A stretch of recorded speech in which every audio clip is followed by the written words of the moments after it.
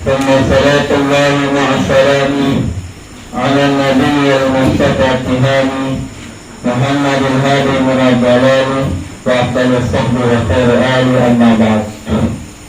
لقد قال الله تعالى في كتابه العظيم: أعوذ بالله من الشيطان الرجيم. بسم الله الرحمن الرحيم. يا أيها الذين آمنوا كتب عليكم الصيام كما كتب على الذين من قبلكم لعلكم تتقون. Para hadirin hadirat jamaah salat Islam rahimakumullah. Pada malam hari ini kita masuk pada sudah puasa sudah 8 hari ya? Berarti masuk malam ke-9. Ya. Malam ke-9 artinya kita berada dalam 10 hari yang awal. Al-Ashra al-awal, 10 hari yang awal.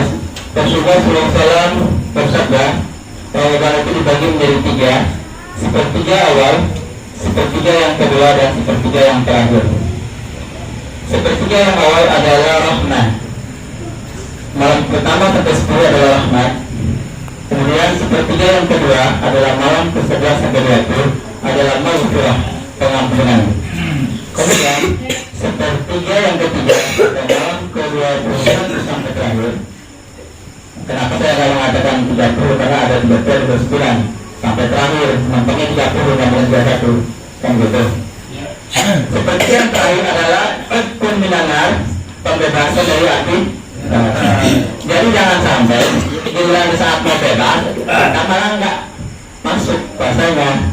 Nanti kata Ibnu Jauziyah, orang yang paling bodoh adalah orang yang tersesat di akhir dari perjalanannya sementara dia sudah mendekati rumahnya.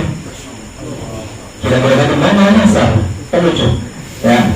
Biasanya kalau orang berlari, sering kalau orang penyakit lari ya, startnya pengeramban, terus dana.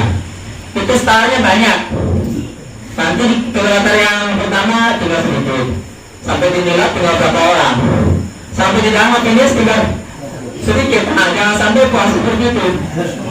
Ya, malam pertama kalau yang pasti tengah saya cepet yang kelihatan tuh kalanya. Dari saya lihat, saya nanya Bang Hatip itu ada tenda. Wah, kuat. Wah, mantap. Para hadirin rahimahullah, pada kesempatan ini saya ingin, kebetulan ada request permintaan materi dari jamaah sini. Bagus sekali, orang biasa pekerja kreatif. Ketika saya khutbah Jumat sebelumnya di sini, dia bilang, "Ustaz, kalau bisa tolong disampaikan cara puasa umat terdahulu. Mungkin jarang para dai yang menjelaskan." Dia bilang, "Kama kutiba 'alal ladzina min qablikum." Sebagaimana puasa diwajibkan atas orang sekalian. Cuma bentuknya seperti apa? Jarang dijelaskan. Sekarang saya jelaskan agar kita begini. Kenapa? Ada firman Allah yang pertama harus ya ayyuhalladzina amanu.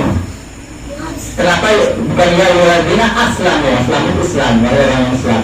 Tapi amanu konsekuensinya adalah yang mau menjalankan ini adalah orang yang punya keimanan. Karena iman itu al-iman yazidu wa yanqus. Iman itu bertambah dan berkurang. Kalau Islam ya nggak bisa mau dia kayak apapun. Kalau kata punya Islam ya udah Islam sampai tua dan nggak sholat udah Islam, mati harus sholat udah kan Islam. Nanti pas takin dulu kita membaca ya ayyuhan nafsul mutmainnah, wahai jiwa yang tenang. Padahal dia tapi jiwanya tenang semua. Tapi kan kalau nggak dibaca, wah ini berdiskriminasi nih. Memangnya imamnya harus berbeda. Jadi mayat itu nggak ibadah, jangan dibaca. Nggak seperti baca saja itu terserah Allah yang ngatur dianya seperti apa. Sekarang para hadirin, orang yang beriman konsekuensinya dia mau menjalankan puasa ini. Jadi kalau orang beriman siap menjalankan perintah dan meninggalkan larangan. Kalau Islam kan belum tentu kan, maka Islam aja. Nah sekarang, kemudian apa hikmahnya Allah mengatakan harus dibandingkan bahwa orang yang sebelum kalian itu pernah dibebani puasa. ada dua penafsiran. Pertama, penafsiran pertama adalah umat sebelum Rasulullah itu, maksudnya puasa itu dibebani itu adalah kewajibannya, bukan bentuk puasanya. Tapi ada pendapat lain, tapi pendapatnya minoritas sedikit. Ada yang bentuk puasa sama jumlah harinya. Tapi yang mayoritas adalah puasanya kewajibannya, walaupun bentuk puasanya berbeda. Di sini dijelaskan 9 nabi cara puasa ya. Pertama Nabi Adam alaihissalam. Nama dan namanya Ayyamul Bid, hari-hari putih, yaitu tanggal 13, 14, dan 15 tiap bulan Hijriah, bukan Masehi. Nah, kenapa dikatakan hari putih? Karena kalau di bulan tanggal itu malamnya bulannya terang, makanya hari putih. Nabi Adam ini setelah Allah keluarkan dari surga, menghadap sinar matahari itu badannya berbibit hitam, berubah jadi hitam semua. Kemudian waktu Jibril bertanya, maukah anda berubah kembali badan menjadi putih? Kata beliau, tentu mau. Berpuasalah tanggal 13, 14, dan 15. Akhirnya beliau berpuasa, Nabi Adam pun untuk dari hitam semua, terbakar kulitnya. Beliau puasa tanggal 13. Setelah puasa, sepertiga dari kulitnya kembali putih. Puasa pada hari yang ke-14, 2/3 kulitnya kembali putih. Puasa dari 15, kembali putih seluruh tubuhnya. Makanya menjadi puasa 3 hari tiap bulan. Di sini puasa yang dilakukan oleh Nabi Adam ini menjadi sunnah untuk umat Nabi Muhammad SAW. Yang kedua, puasa Nabi Nuh alaihissalam adalah dikatakan ketika beliau naik perahu dengan pengikutnya, beberapa orang binatang-binatang dengan pasangannya di bulan Rajab, kemudian sampai 6 bulan, coba hitung Rajab, Syaban, Ramadan, Syawal, Dzulqa'dah, Dzulhijjah, 6 bulan. Saat masuk pada bulan Muharram, perahu Nabi Nuh berlayar. Silakan buka surat apa pada berlayar, bukitnya berlabuh di Bukit Judi di Eropa. Anak yang punya HP silakan buka perahu Nabi Nuh, lagi ada nanti muncul itu. Bahkan dikatakan bentuk kayunya ada kayu jatuh. Sampai saya lihat jangan-jangan kayu jatuh bahasa di Indonesia, jangan-jangan waktu ambil kayu di Indonesia bisa saja. Nabi Nuh itu berpuasa, kemudian sampai tanggal 10 Muharram, hari Asyura, perahu Nabi Nuh berlayar di Bukit Judi. Saat itu Nabi Nuh memerintahkan kepada seluruh pengikutnya, bahkan binatang-binatang pun disuruh berpuasa pada tanggal 10 Muharram. Perhatikan, binatang-binatang puasa. Kalau manusia nggak puasa, malu sama binatang yang di zaman dulu. Benar, binatang yang puasa. Makanya tanggal 10 Muharram itu menjadi hari yang bersejarah.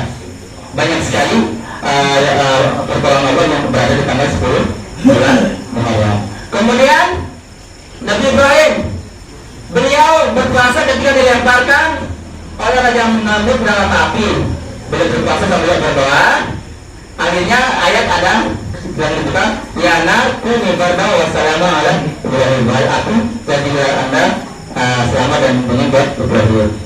Kemudian puasa Nabi Musa alaihissalam saat beliau sedang bermunajat berdoa di Bukit Tursina selama 40 hari.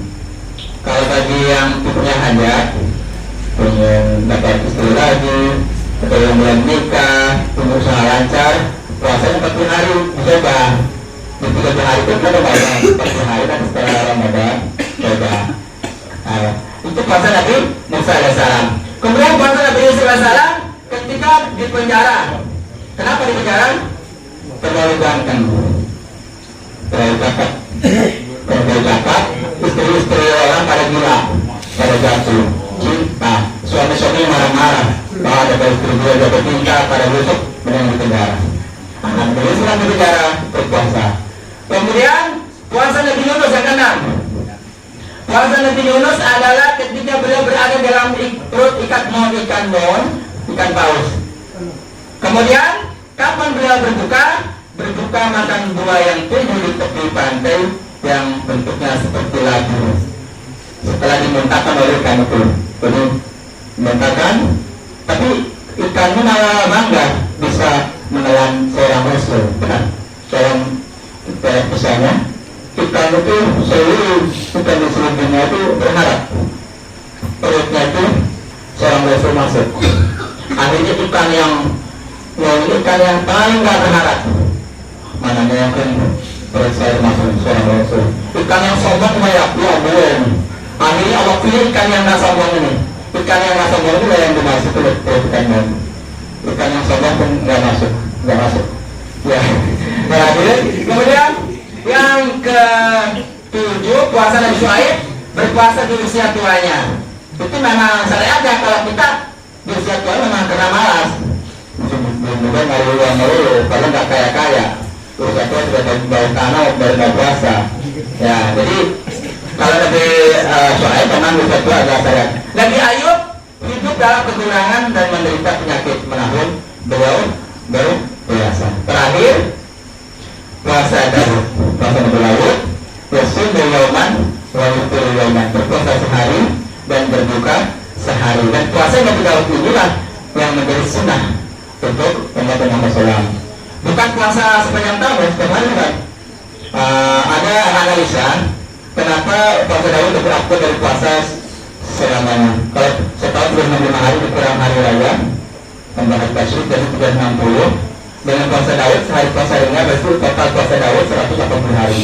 Kenapa puasa Daud yang lebih sedikit dalam setahunnya kok bisa lebih aktif dari puasa yang sepanjang tahun?